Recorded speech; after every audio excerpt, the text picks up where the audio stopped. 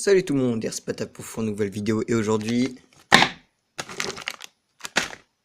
unboxing des petites pièces en métal pour la ECX.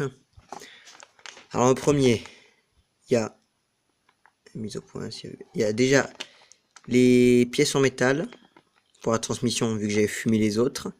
J'avais fait une petite vidéo dans laquelle je montrais tout ça. Moi je pensais au début qu'ils mettraient seulement les pignons et la couronne métal. Non, ils mettent un diff complet avec. Je dis pas non, ça fait du rechange au cas où il y a des casses. Donc voilà. Ensuite, bon ça je l'ai enlevé. Les cartes en métal pour le slash de roue motrice.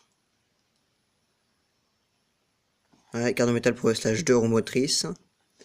Alors ça remplacera ceci. Cadre en plastique qui se casse très facilement. Alors celui-là est un peu vrillé. Donc c'est parti pour la comparaison entre les deux cardans. Bon, déjà ceux-là ils sont beaucoup plus lourds, ils inspirent beaucoup plus confiance. Alors, de base alors ça c'est du GPM. En gros ça inspire beaucoup plus la confiance. Et j'espère que ça va tenir vu que GPM c'est quand même un des leaders des améliorations pour les voitures télécommandées.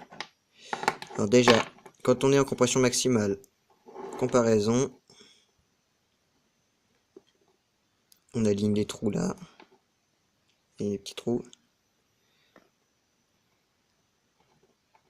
Celui-là est plus long. D'accord, d'accord.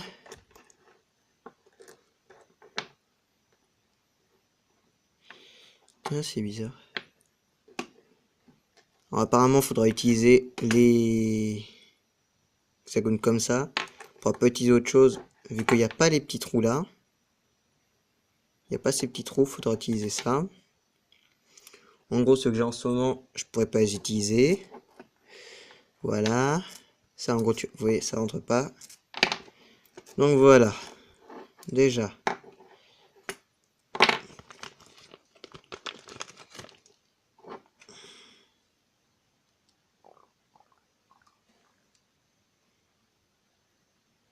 Il y a un CVD ici.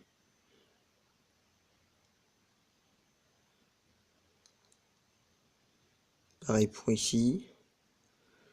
Alors, on m'a dit que les upgrades pour le pour les l'arrière du slash 4x4 et pour le de roue motrice sont compatibles avec le ECX AMP ou AMP selon qu'ils disent. Moi je dis ouais, je sais même plus comment je dis.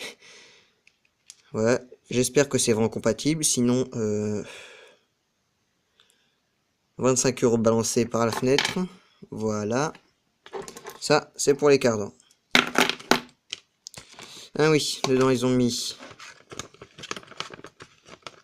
Voilà.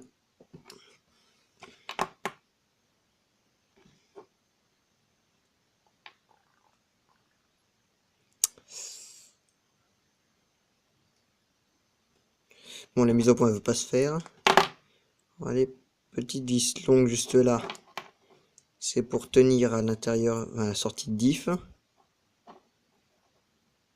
Voilà. Les toutes petites vis qu'on voit là, c'est de la séparer.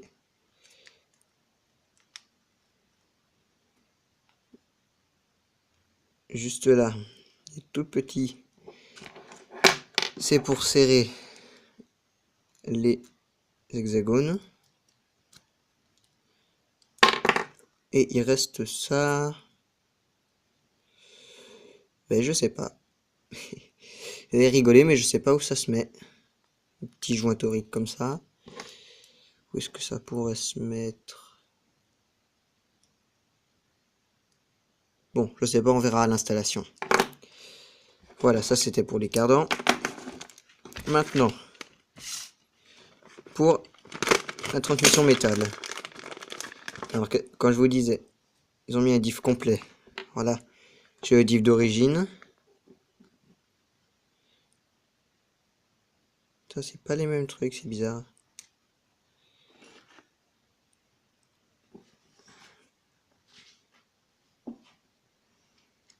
Bon, ça a l'air d'être le même nombre dedans. Enfin, j'espère, parce que sinon, voilà.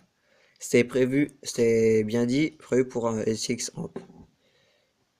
Voilà. C'est un peu plus long à cet endroit-là. Vous voyez, c'est un peu plus long. Alors là, c'est bizarre, c'est un peu creusé comme ça. Et là, c'est fixé directement là-dessus. Je sais pas trop si c'est une bonne chose ou pas, les différences comme ça. Ça a l'air d'être pouvoir quand même adaptable sur le différentiel d'origine. En gros, s'il y a des problèmes pour fixer celui-là, on pourra quand même adapter sur lui. Donc voilà. Ensuite, les pignons.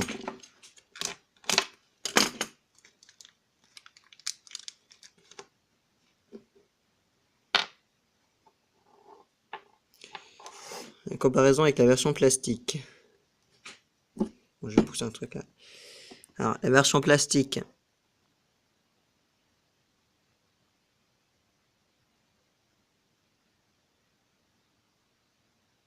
Totalement lisse à certains endroits. La version métal, elle a l'air d'être en meilleur état.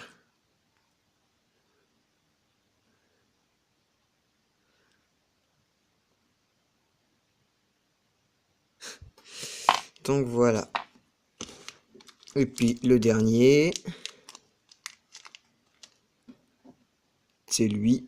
En gros, celui-là.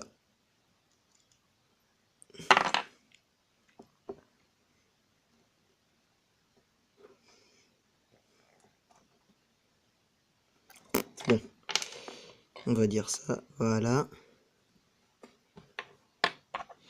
En gros, c'est celui-là.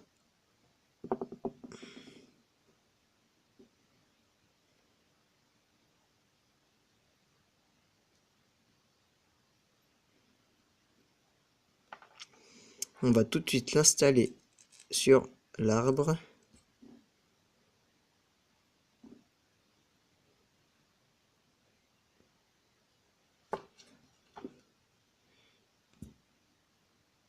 Bon, il s'enfonce bien. Déjà, ensuite, on met le roulement et la bague.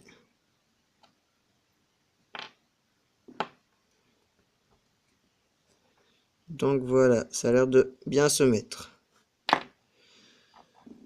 Sur celui-là, il faudra mettre les roulements. Il faudra installer les roulements.